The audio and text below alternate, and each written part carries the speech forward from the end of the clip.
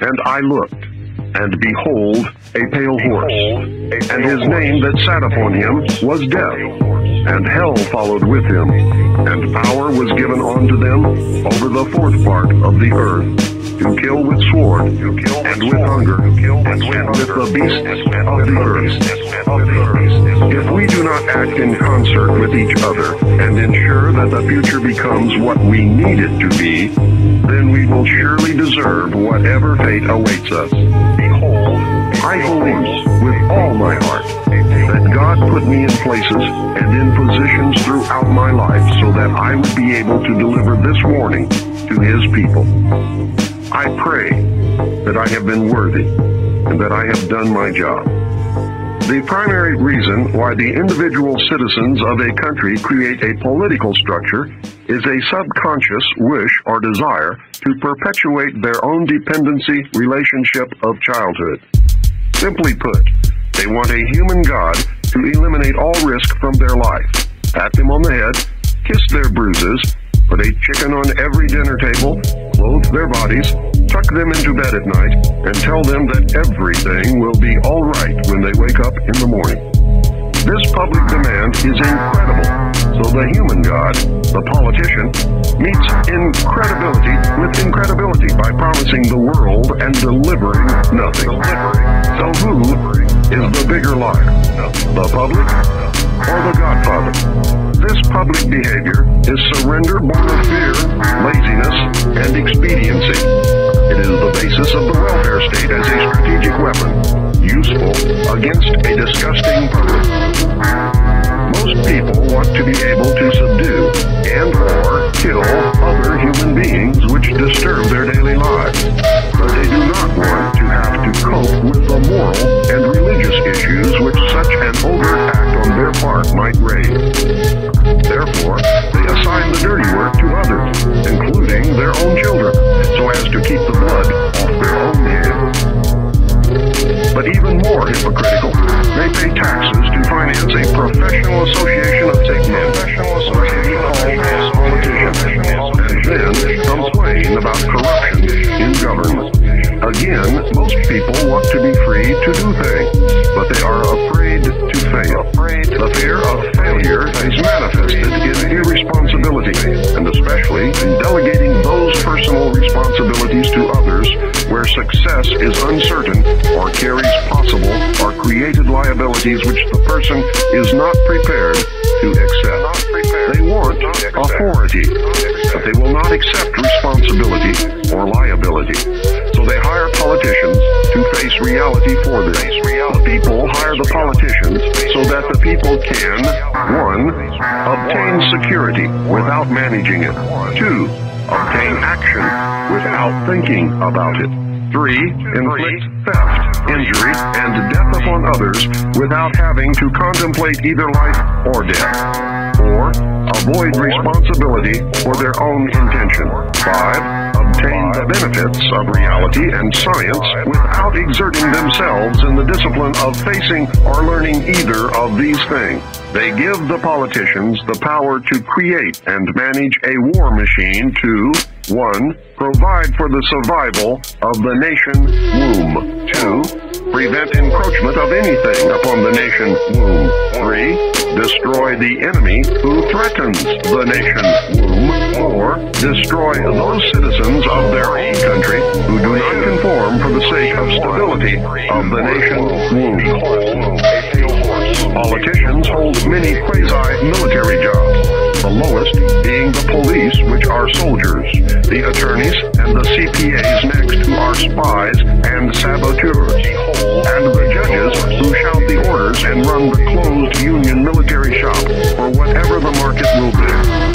The generals are industrialists. The presidential level of commander-in-chief is shared by the international bankers. The people know that they have created this farce and financed it with their own taxes, but they would rather knuckle under than be the hypocrite. Thus, a nation becomes divided into 2 very distinct parts: a docile subnation and a political subnation.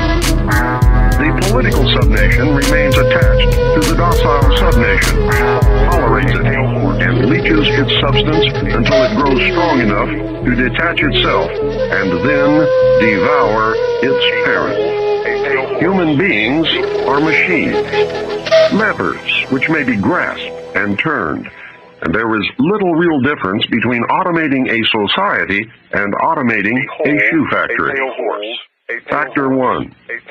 As in every social system approach, stability is achieved only by understanding and accounting for human nature. A failure to do so can be, and usually is, disastrous. As in other human social schemes, one form or another of intimidation or incentive is essential to the success of the draft. Physical principles of action and reaction must be applied to both internal and external subsystems. To secure the draft, individual brainwashing, programming, and both the family unit and the peer group must be engaged and brought under control. Factor 2. Fathers. The man of the household must be housebroken to ensure that Junior will grow up with the right social training and attitude. The advertising media, etc., are engaged to see to it that father-to-be is compliant before or by the time he is married. He is taught that he either conforms to the social notch cut out for him, or his sex life will be hobbled, and his tender companionship will be zero. He is made to see that women demand security more than logical, principled, or honorable behavior. By the time his son must go to war, father, with jelly for a backbone, will slam a gun into Junior's hand before father will risk the censure of his peers or make a hypocrite of himself by crossing the investment he has in his own personal opinion or self-esteem. Junior will go to war.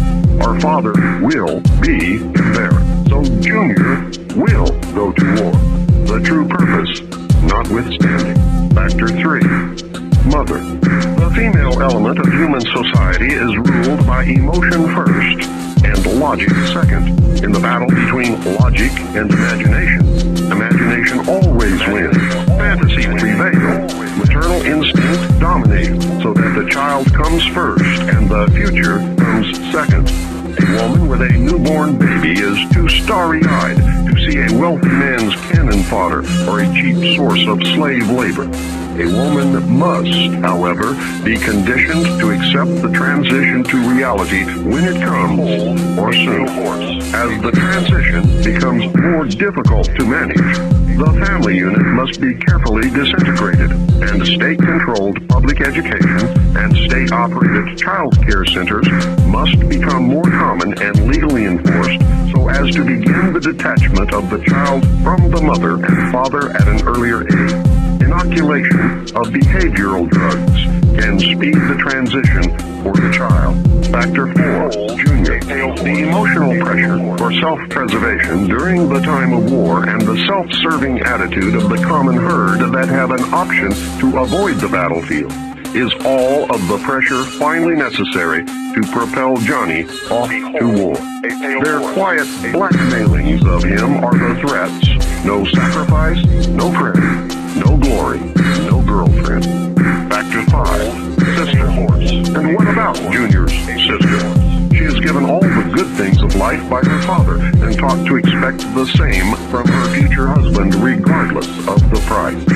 Factor 6. Tattle. Those who will not use their brains are no better off than those who have no brains. So this mindless school of jellyfish, father, mother, son, and daughter, become useful beasts of burden or trainers of the same. So now you know. You can see every step that the elite have taken in their war to control this once great nation.